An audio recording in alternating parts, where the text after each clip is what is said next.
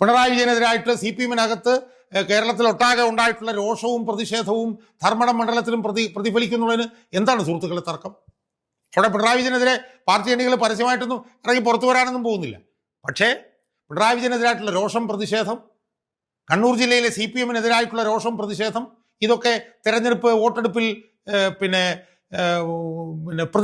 പ്രതിഫലിക്കാനുള്ള സാധ്യത വളരെ വളരെ വലുതാണ്.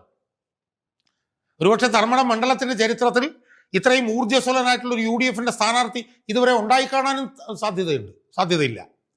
അപ്പോൾ ഊർജ്ജസ്വലനായിട്ടുള്ള സ്ഥാനാർത്ഥി, UDF ഇത്തവണ സുസജ്ജമാണെന്നുള്ളത്, UDF-ന് സംസ്ഥാനത്തിൽ തന്നെയുള്ള ഒരു വിജയ സാധ്യത, കണ്ണൂർ ജില്ലയിലെ CPM-നകത്തുള്ള പൊട്ടിത്തെറി, ഇതെല്ലാം കൂടി നമ്മൾ പരിശോധിക്കുമ്പോൾ ധർമ്മടത്തെ പിണറായി വിജയന്റെ വിജയം അത്ര സുഖകരമായിരിക്കില്ല എന്നുള്ള കാര്യത്തിൽ യാതൊരു തർക്കവുമില്ല.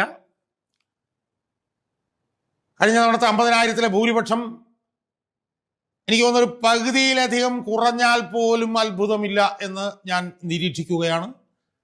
ഒരു 10,000-15,000 വോട്ടിൻ്റെ ഭൂരിപക്ഷത്തിൽ പിണറായി വിജയൻ കടന്നുകൂടുന്ന ഒരു സാഹചര്യവും നമുക്ക് തള്ളിക്കളയാൻ കഴിയില്ല.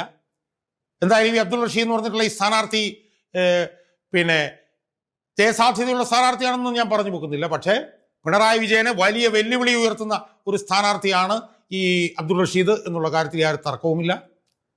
ഇരട്ടച്ചങ്കൻ ധർമ്മടത്ത് പതിവിൽ നിന്നും വിരുദ്ധമായി ഇപ്പോൾ വിയർത്തുകൊണ്ടിരിക്കുകയാണ് എന്നുള്ള കാര്യത്തിലും ഒരു തർക്കവുമില്ല.